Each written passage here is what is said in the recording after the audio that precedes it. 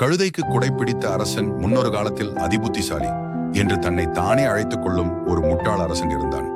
அவனிடம் ஒரு வயதான கழுதை இருந்தது. ஒரு நாள் மதிய நேரம் வெயில் மிக கொடுமையாக இருந்தது. அரசன் ஜன்னல் வழியாக பார்த்தபோது அவனது செல்ல கழுதை வெயிலில் நின்று கொண்டிருந்தது. அரசன் பதறிப்போனான். அமைச்சரே, என் கழுதை வெயிலில் காய்ந்து கொண்டிருக்கிறது. அதன் தலை சூடானால் அதற்கு பைத்தியம் பிடித்துவிடும். உடனே அதற்கு ஒரு பட்டுக்குடை பிடியுங்கள் என்று உத்தரவிட்டான். மன்னா, நான் குடை பிடித்தால் கழுதை நகர்ந்து கொண்டே இருக்கும்.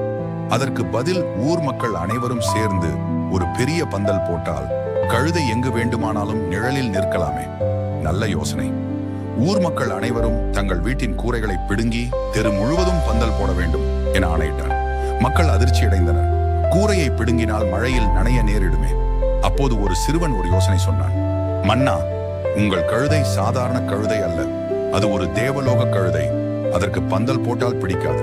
அதற்கு பதில் அதன் கால்களில் குளிர்ச்சியான செருப்பு அணிவித்தால் பூமி சூடாக இருந்தாலும் அதற்கு தெரியாது என்றார்கள். அரசன் மகிழ்ந்து, அப்படியானால் 4 கால்களுக்கும் செருப்பு தைக்க சொல்லுங்கள் என்றான். மக்கள் 4 பழைய சாக்குப்பைகளில் நிறைய பஞ்சை அடைத்து கழுதையின் கால்களில் கட்டினார்கள். அரசன் கேட்டான், இது என்ன அழுக்கு மூட்டைகள்? மன்னா, இது பஞ்சு அல்ல. இது மேகத்திலிருந்து எடுக்கப்பட்ட குளிர்ச்சி மேகங்கள். இதன் மேல் கழுதை நடந்தால் அது மேகத்தின் மேல் நடப்பது போல உணரும். வெயிலே தெரியாது.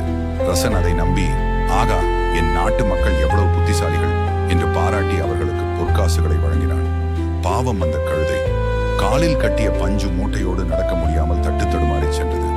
ஆனால் மக்கள் தங்கள் வீட்டின் கூரைகளை காப்பாற்றிக் கொண்டதோடு அரசன் கையில் இருந்த பணத்தையும் புத்திசாலித்தனமாக பெற்றுக் கொண்டனர். கதையின் நீதி, முட்டாள் அதிகாரத்தில் இருந்தால் புத்திசாலிகள் புகழ்ச்சி என்ற ஆயுதத்தை பயன்படுத்தி தங்களை தற்காத்துக் கொள்ள வேண்டும்.